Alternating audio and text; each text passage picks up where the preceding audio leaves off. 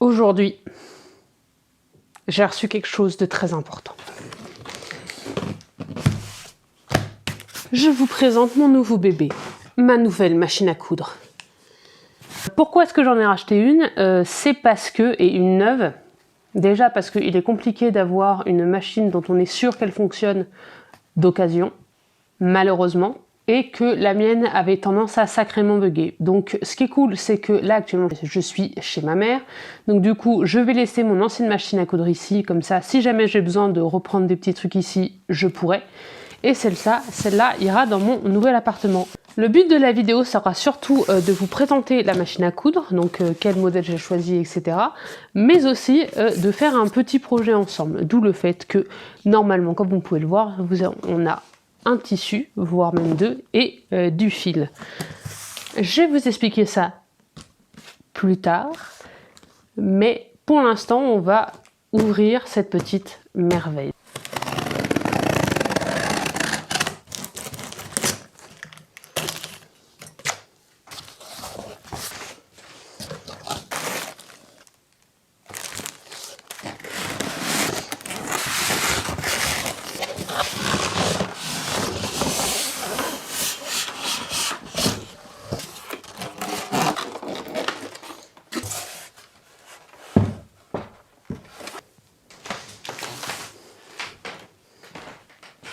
Bien, maintenant qu'on a déballé un petit peu tout ça, il est temps de l'essayer.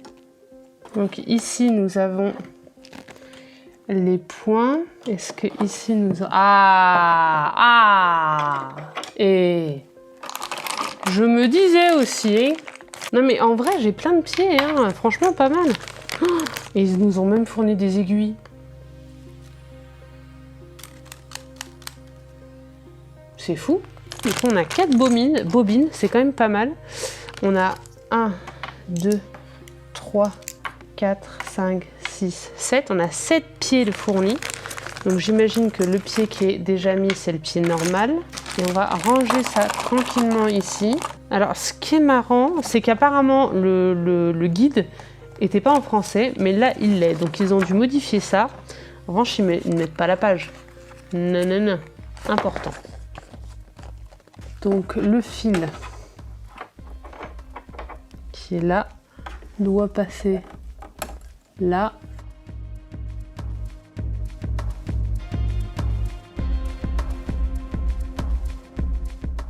Alors attendez les petits potes parce que là j'ai un petit problème. Donc déjà on va reprendre depuis le début.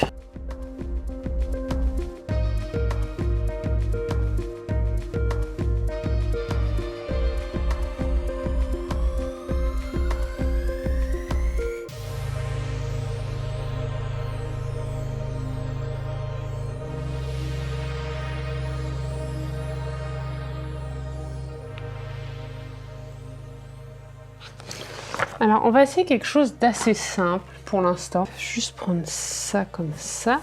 Hop là. Hop là. Tout va tout calmer.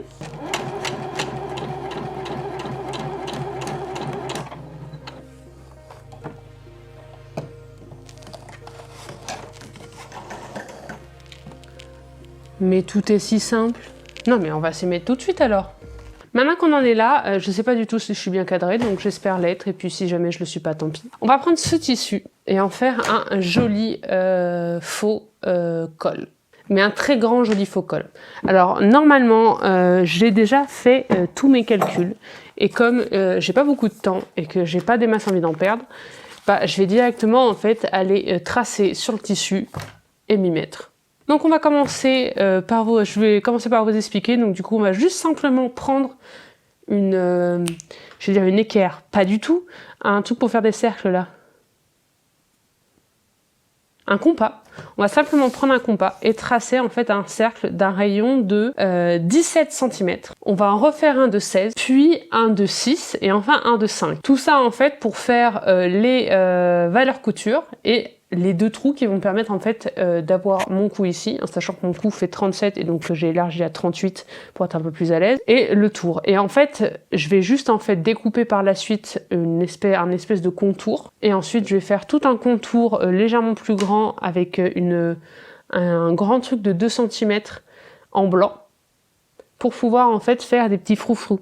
Donc une fois que tout ça, ça sera fait, il me restera plus qu'à coudre, et donc du coup on pourra tester en réel la petite machine que j'ai éteinte du coup, parce que pour l'instant ça va être simplement tracer des cercles, et pour tracer des cercles je n'ai pas besoin d'une machine.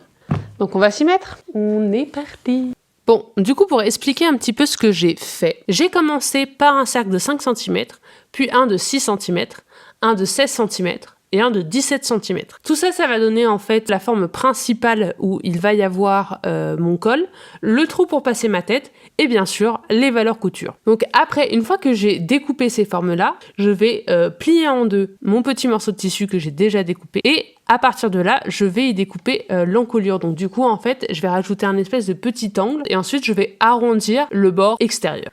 Maintenant que j'ai découpé ce petit morceau de tissu, il ne me reste plus qu'à faire la même chose, mais avec un second exemplaire. Je me suis contentée de positionner mon premier exemplaire sur mon tissu pour pouvoir simplement découper ce second exemplaire. Mais maintenant, il reste une question qui est un peu plus compliquée à savoir, c'est-à-dire la bordure blanche que j'avais envie de faire pour avoir des espèces de petits froufrous. Pour ce faire, il fallait que je détermine en fait la longueur qu'aurait le contour de mon col. Pour ce faire, j'ai pris un fil de laine, j'ai plié en deux le morceau de tissu que j'avais déjà découpé, et ensuite, je me suis amusée à faire tout le contour avec mon petit morceau de laine. Une fois que j'avais ça, j'avais la distance parfaite pour un demi-cercle, on va dire, un demi-col. Une fois que j'avais cette valeur-là, qui était donc de 55 cm, je n'avais plus qu'à la multiplier par 2 pour avoir la longueur totale. Sauf que forcément, comme il y a des froufrous et que je voulais un petit peu de froufrous, eh bien, il a fallu que je multiplie cette valeur pour avoir la place de faire les fronces. Alors, en sachant que déjà 55 cm x 2, ça fait 110, donc 1,10 m, j'avais peur qu'en multipliant par 2, déjà ça me fasse trop de foufou et que bien sûr, je n'ai pas assez de tissu blanc.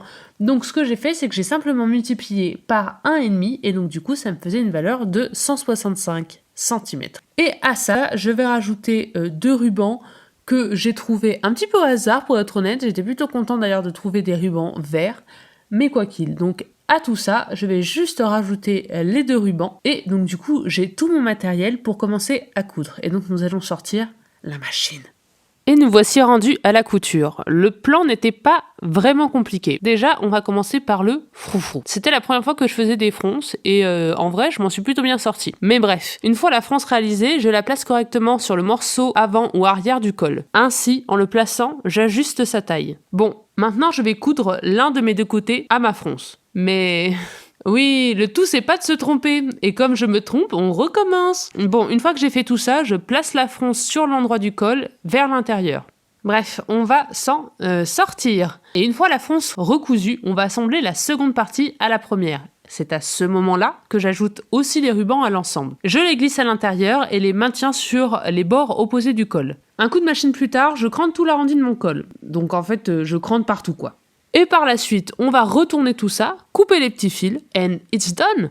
Bon, voici du coup la bête. Je suis plutôt fière de moi, elle est plutôt bien réussie. Bon, forcément, il y a des défauts, mais ça ne changera pas tant que je ne progresserai pas en couture. Mais je suis plutôt content. Je vais l'essayer pour que vous puissiez voir. Ce qui est cool, c'est que ça peut vraiment rajouter du peps à une tenue, rajouter un petit plus, être un petit accessoire en plus sans forcément...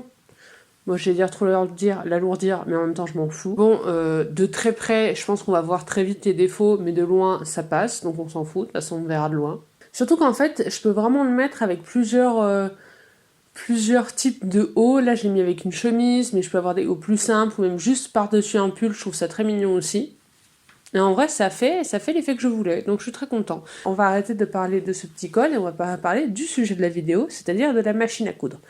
Alors, la machine à coudre, ça a été une bénédiction de travailler avec. C'est-à-dire que j'ai eu des problèmes, mais les problèmes ne venaient pas de la machine, elles venaient de moi qui ne sais pas encore très bien coudre. Et c'est hallucinant, parce qu'alors avec l'ancienne machine, il y avait des moments, Ah mais j'étais obligée de me poser, la laisser une journée tranquille avant de la reprendre. Sinon elle marchait plus. Je pouvais quand même travailler avec, c'était pas mal. Je pense que ça sera une bonne machine d'appui, donc qui restera chez ma mère. Mais c'est vrai que ma principale, je pense que ça sera celle que je viens de m'acheter, mais ça n'a rien à voir. Donc c'est la Bernette Sew & Go numéro 8. Donc je suis très contente de l'avoir, ça vaut vraiment le coup. Je pense sincèrement, donc ça fait partie des bonnes machines pour débutants. Je pense que c'est un petit peu plus. Enfin, il y a plus d'options que vraiment une machine pour débutants. Mais elle est pas chère, elle est très efficace. Beaucoup d'accessoires fournis avec, donc du coup, vraiment, il n'y a pas de quoi stresser si jamais il manque des accessoires ou quoi que ce soit. Enfin, si jamais il faut acheter un pied de machine ou quoi que ce soit, parce que bah, forcément, c'est pas une Singer ni une Pfaff. Donc c'est peut-être pas très très adapté. Par contre, ce que j'ai pas regardé, c'est s'il y avait des pièces de rechange facilement. Ça, c'est un petit peu le problème. Donc bon, on verra. Quoi qu'il en soit, je suis très contente de cette machine. Je suis très très content de ce que j'ai fait. Et puis voilà. Donc c'était tout pour cette petite vidéo de présentation de machine. J'espère que ça vous aura plu. J'espère que le petit projet que j'ai fait avec vous aura plu aussi. Je pense que je vais continuer à en faire, mais je vais essayer de les garder sur TikTok. Parce que ça m'arrange, et sinon j'en referai d'autres, pareil comme quand j'avais fait mes petits accessoires, bah, ça pourrait faire partie de ce genre de choses. Sachant que sur TikTok j'ai déjà fait un béret, j'ai déjà fait le patron test d'un autre col. Bref, allez voir, ça sera plus simple, allez-y. Quoi qu'il en soit, moi je vais vous laisser, et on se revoit bientôt pour une prochaine vidéo.